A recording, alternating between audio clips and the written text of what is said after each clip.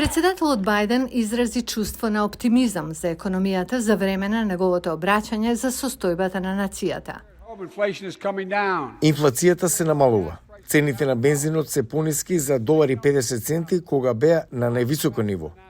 Но експертите велат дека има економски предизвици со влегувањето во третата година на мандатот и континуирана загриженост за домашната економија. Некои би рекле дека веќе сме во рецесија затоа што нашето производство е намалено.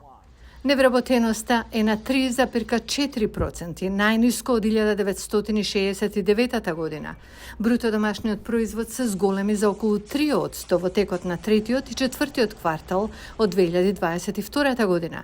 Инфлацијата забави во последната половина од лани, но земено во целина 2022 година забележа највисока просечна инфлација за повеќе од 40 години, а се уште има некои долготрајни проблеми со синџирот на снабдување.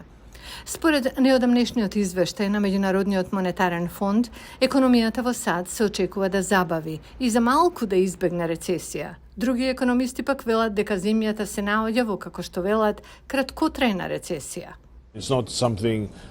Тоа не е нешто за што треба да се грижиме премногу, но може да трае неколку месеци, можеби 6 месеци.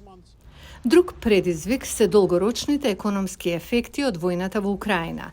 Додека САД забележуваат ограничени ефекти, Европа се бори со ефектите на војната која влегува во втора година. Светската економија е во значително полоша состојба од САД. А тоа значи дека постои потенцијал за подолга и подлабока рецесија во Европа и Азија.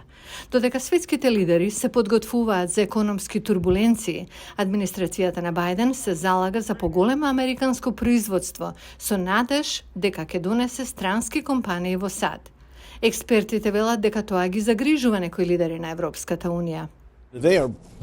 Тие се многу загрижени до тој степен што го прави главно прашање за дискусиите. Како што САД нудат нови стимулации за домашното производство, исто така наидуваат на мноштво предизвици. Многу е тешко да се врати производството во САД. Зошто? Поради еколошки, регулаторни и даночни прописи. Законодавците се во фаза на преговори за зголемување на планот за долгот на земјата. Како тие преговори ќе завршат, дефинитивно ќе има влијание врз американската економија во наредната година.